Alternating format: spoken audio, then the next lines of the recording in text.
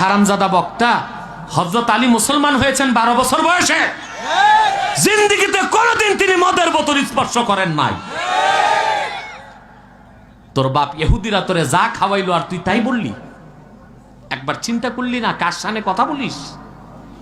হযরত আলী 12 বছর বয়সে মুসলমান হয়েছেন আর ওনার জন্ম হয়েছে কাবার ভিতরে।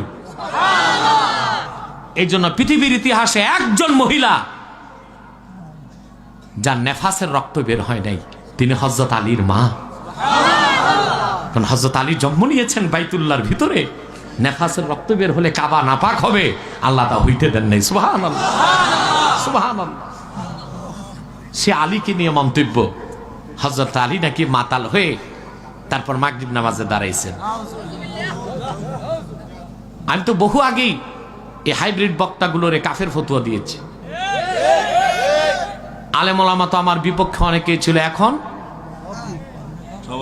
সব লাইনে চলে আসছে। তো ঘুরে ফিরে তো ওস্তাদের কথাতেই ফিরতে হয়, তো এই ফিরাটা আগে ফিরলে হয় না? সারা দেশের আহলে সুন্নাত আহলে হক এই হাইব্রিড বক্তাকে পরিত্যাজ্য ঘোষণা করেছে, কিন্তু কিছু দল মরাটারে খাড়া করতেছে। বেশিক্ষণ খাড়া রাখা যাবে না। বেলুন যখন উঠতে উঠতে অনেক উপরে উঠে ফুস, ঠিক কিনা? আপনারা বুঝেন না, একটি বক্তা তার আলোচনায় নাই কোনো ধারাবাহিকতা, নাই কোনো বিষয় ভিত্তিক আলোচনা, নাই কোরআনের আয়াত, নাই হাদিসের কথা, তো মানুষ জমায়েত হচ্ছে কেন? এই কিছু ট্যাংরা, কিছু ফিশ, কিছু বাংলা, কিছু ইংলিশ, তার মানে বাংলিশ, এই শুনতে মানুষ যায় না? মানুষ জমানো হয়। সারা জেলা থেকে থানা থেকে দলীয় লোকগুলো এনে ভরে দেওয়া হয় মাঠঘাট, শোডাউন করা হয়। বাংলাদেশের মানুষ ভাত চাবায় খায়। বাংলাদেশের মানুষের আইওয়াস চলবে না। এদেশের মানুষ বিবেক সম্পন্ন মানুষ।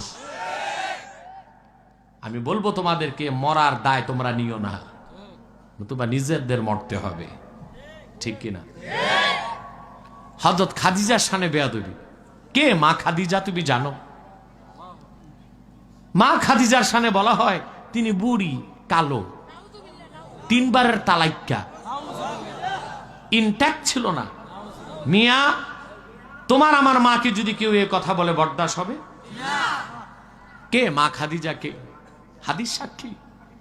ইন্তেকালের পর রাসূলুল্লাহ সাল্লাল্লাহু আলাইহি ওয়াসাল্লাম জুব্বা মুবারক লাশের সাথে দিয়ে দিয়েছেন কবর।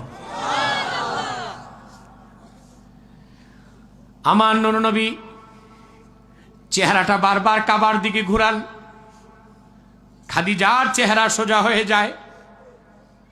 হুজুর ভয় পেয়ে গেলেন, কি খাদিজার উপর আল্লাহ কি নারাজ নাকি? আবার ওহী চলে আসলো, আল্লাহ বললেন, হাবিব, খাদিজার চেহারা দুনিয়ার কাবার দিকে থাক, আমি চাই না। আমি চাই খাদিজার চেহারাটা আমার আরশে আজিমের দিকে থাকুক।